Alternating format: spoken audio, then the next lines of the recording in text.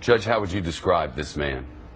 I would describe this man as an American hero, as a person willing to risk life, limb, and liberty in order to expose to the American people one of the most extraordinary violations of American principles, value judgments, and the Constitution itself in all of our history.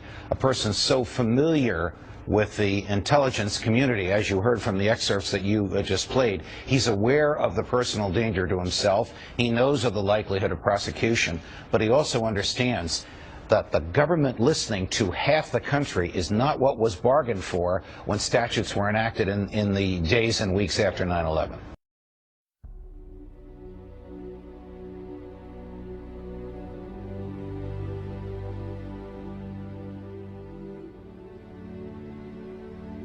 Greetings, citizens of the world. We are anonymous.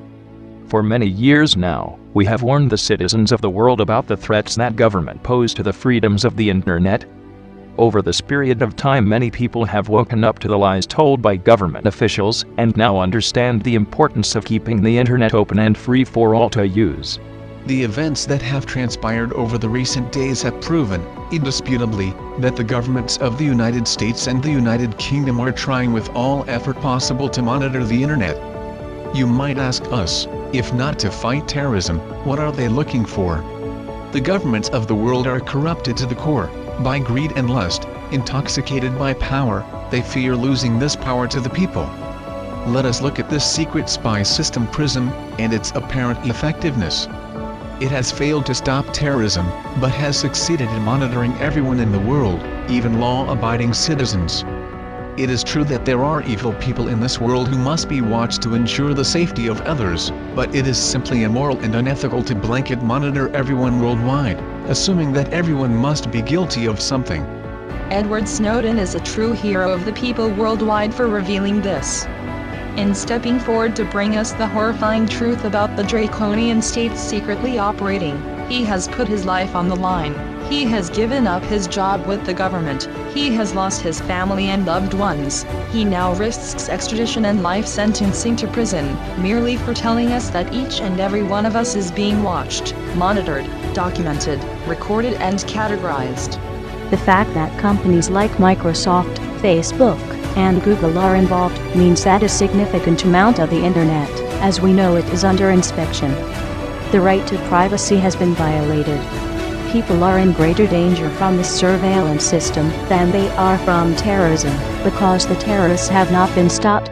What we are witnessing is the hand of the government and corporate greed extending over the internet. A smear campaign is beginning against Snowden now. This is to be expected.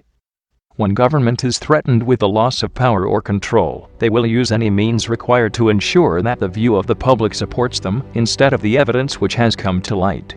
This is done through the media. Already they are calling Edward Snowden a traitor, a supporter of terrorism, or even just creating doubt over his motives. These are common methods seen used against every person who has ever revealed the truth against the state.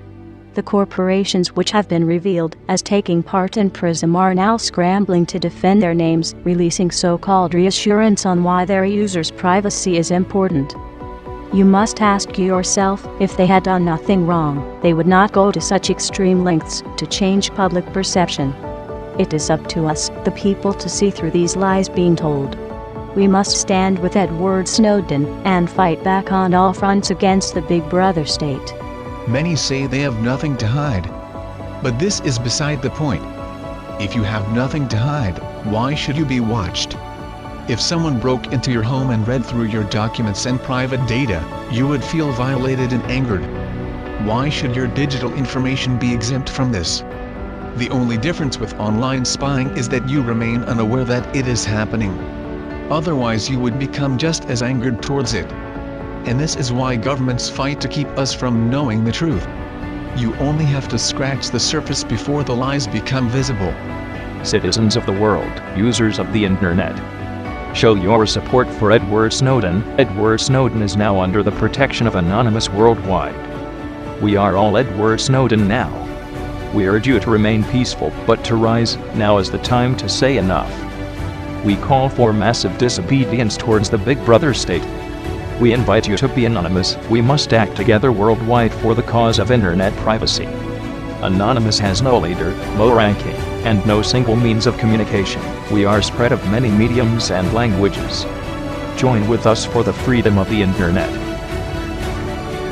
We are anonymous. We are legion. We do not forgive. We do not forget. Expect us.